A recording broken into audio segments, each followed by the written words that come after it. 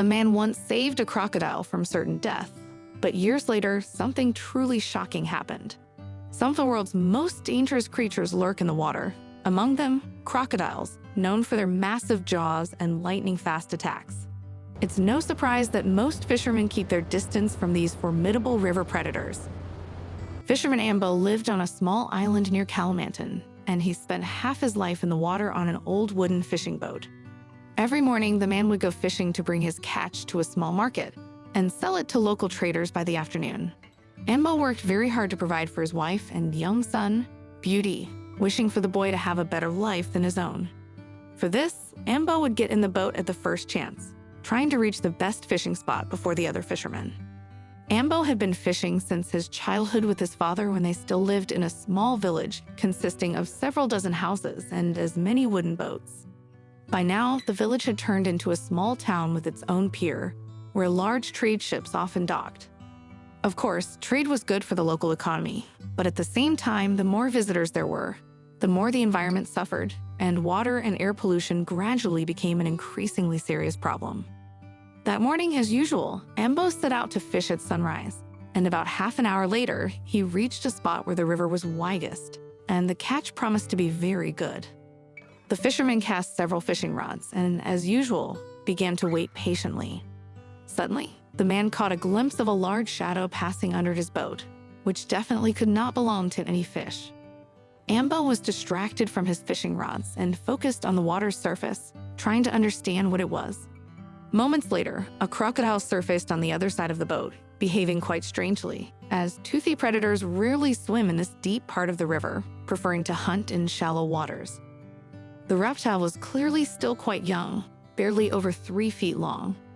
Ambo realized that the predator was not a threat to him, but still decided to take a closer look. Suddenly, the fisherman noticed what was bothering the reptile: a large plastic bag stuck in its toothy maw.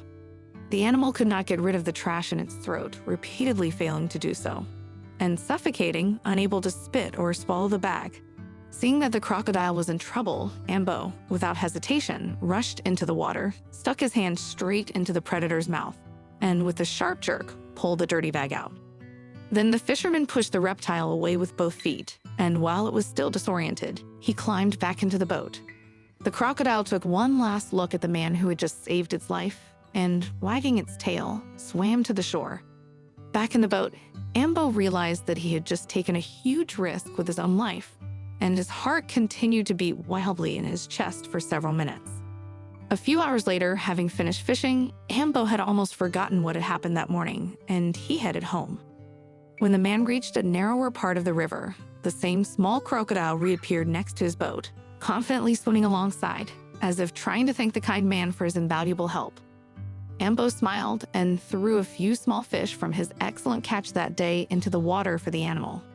The reptile accompanied the fisherman all the way home. When Ambo's wife saw the river predator next to her husband's boat, she screamed in horror, thinking that the man was in great danger. Ambo immediately calmed down his worried wife, threw another fish to the crocodile, showing that it was not dangerous, and then told his wife the unusual story of its rescue. However, the story did not end there. Several years later, when Ambo and his grown son Booty went fishing, a large crocodile swam up to their house.